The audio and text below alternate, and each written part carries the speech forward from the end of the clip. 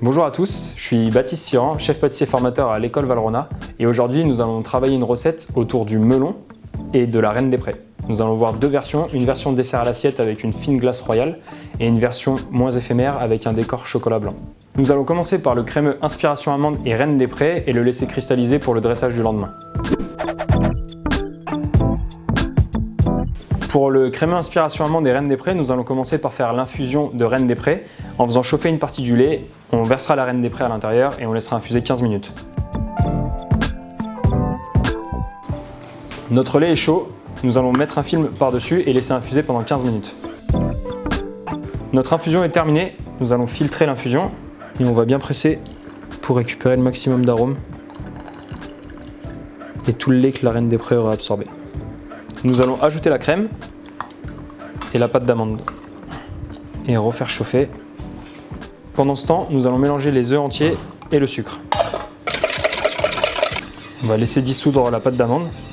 Donc pour cette recette, on a utilisé une pâte d'amande de Provence 70% pour vraiment avoir un goût d'amande très puissant. Une fois la pâte d'amande complètement dissoute, on va la verser sur les œufs. On mélange. On remet le tout dans la casserole.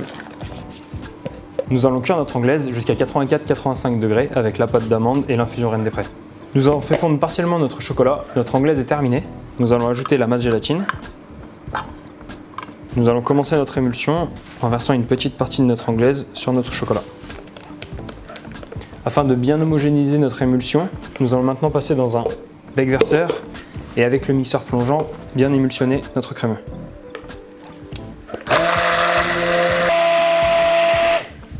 Une fois notre émulsion terminée, on peut la débarrasser en bac. On va la filmer au contact et la laisser cristalliser jusqu'au lendemain. Nous allons continuer la recette avec la glace royale.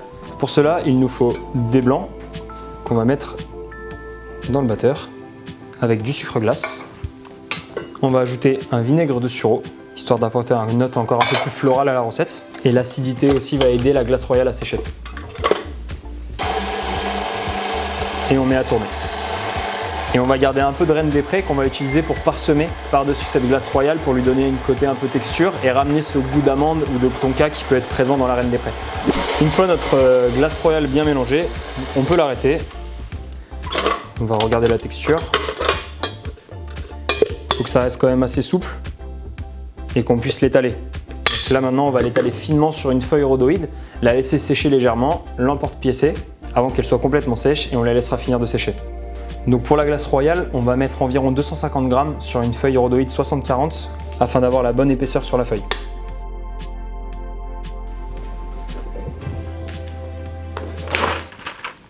On va maintenant venir parsemer la Reine des Prés pour apporter un côté texturé et ramener encore un peu ce goût d'amande à notre glace royale. Et on va laisser sécher la glace royale environ 1 heure à l'air libre pour pouvoir l'emporte-piécer.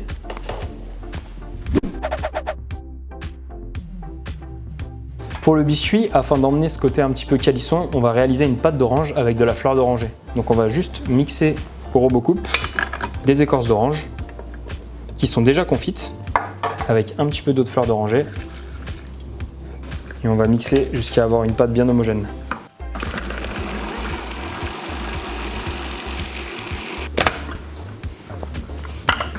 Une fois que notre pâte d'orange est bien homogène, on peut la mettre en boîte et la conserver pour le biscuit. Vous pouvez lancer une plus grosse quantité de pâte d'orange avec fleur d'oranger pour l'avoir pour vos prochaines tournées de biscuits. Elle se conserve facilement en chambre froide. Donc pour cette pâte d'orange, vous pouvez très bien prendre des écorces d'orange déjà confites ou bien les faire vous-même. Pour notre biscuit, nous allons réaliser un simple mélange. On peut mettre toutes les poudres, notre pâte d'orange, des œufs. On va juste le mélanger, histoire d'avoir une pâte homogène. On va ensuite le déposer en cadre. Donc là, on va avoir un biscuit très dense. Presque, on va essayer de le sous-cuire légèrement pour vraiment avoir cet aspect de pâte de calisson qu'on pourrait retrouver dans les calissons de base qu'on a l'habitude de manger, où on a un peu cette pâte qui est confite, pas tout à fait cuite. Donc c'est vraiment ce qu'on recherche dans ce biscuit. Donc on va le faire sous-cuire légèrement. Et c'est pour ça que dedans, à l'intérieur, on n'a pas mis de levure ou quoi, parce qu'on ne veut pas du tout qu'il soit aéré, on veut vraiment quelque chose de très dense. Et on va enfourner 14 minutes à 175 degrés.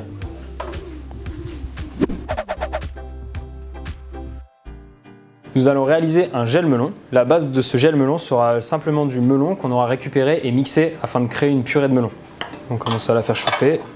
Aux alentours de 40 degrés, nous allons ajouter le mélange sucre-pectine petit à petit. Et on va porter ce mélange à ébullition. Vu que le melon est une purée assez épaisse, elle a tendance à commencer à bouillir avant les 100 degrés. Donc n'hésitez pas à continuer de bien faire frémir le mélange afin d'avoir une belle ébullition. Une fois qu'on a eu notre belle ébullition, on ajoute la masse gélatine. Donc notre mélange eau et gélatine qu'on aura préalablement mélangé afin de réhydrater la gélatine. Comme pour la glace royale, on va continuer de travailler avec le vinaigre blanc de Sureau afin de continuer à rajouter des notes fleuries à ce dessert et d'apporter une touche d'acidité au gel, histoire de réveiller un petit peu le melon qui tout seul peut être un petit peu fade. Une fois notre vinaigre de Sureau ajouté, on va pouvoir débarrasser notre confit melon, on le met en boîte, filmé au contact et on le laisse à 4 degrés jusqu'au lendemain.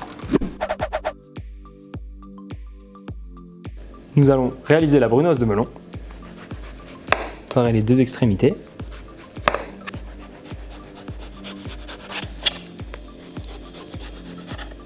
Nous allons couper des tranches de melon. Ensuite, nous allons réaliser des cubes de melon, pas trop petits, histoire de garder vraiment la mâche du melon. Donc on va essayer de le dénaturer le moins possible en le gardant frais. Nous allons ensuite réaliser un mélange entre notre gel melon qu'on avait réalisé en amont et cette brunoise de melon.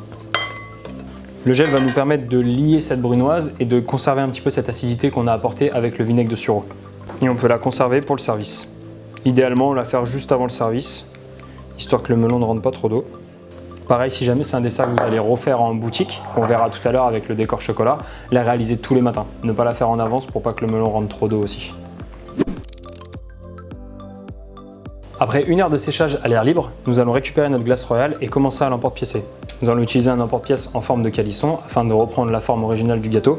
Et ensuite, nous allons jouer avec différentes tailles pour ajourer cette glace royale, qui va nous permettre de laisser apparaître le gel melon dessus et ramener cette couleur melon pour la dégustation. Ensuite, on peut laisser cette glace royale sécher pendant 24 heures à l'air libre. Si jamais elle a du mal à sécher, vous pouvez toujours la passer en étuve afin de faciliter le séchage de cette glace royale. Pour la partie boutique de notre gâteau calisson, nous allons réaliser des décors en inspiration amande. Certes, nous allons perdre ce côté un peu blanc qu'on a normalement avec le calisson, mais je préférais rester sur l'inspiration amande pour continuer de le mettre en valeur et que les notes soient cohérentes avec le gâteau. Notre couverture inspiration amande est au point. On recouvre avec une deuxième feuille guitare. Et ensuite, pareil que tout à l'heure, on va jouer avec nos différents emporte-pièces. Et on va laisser cristalliser nos décors en chocolaterie. Nous allons maintenant détailler notre biscuit. On pose sur carton ceux pour la boutique. Et on va se garder ceux pour le dressage tout à l'heure.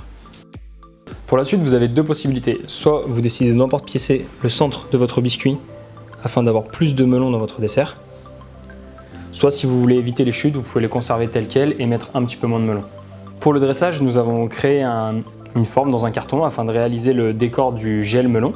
Donc on a juste repris la forme de notre entremets final et on a tracé une courbe qui suivait le dessert.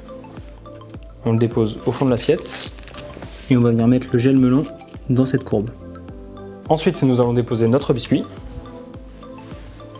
au centre de l'assiette. On prend notre crémeux inspiration amande sur la base d'infusion de Reine des Prés et on va venir pocher tout autour.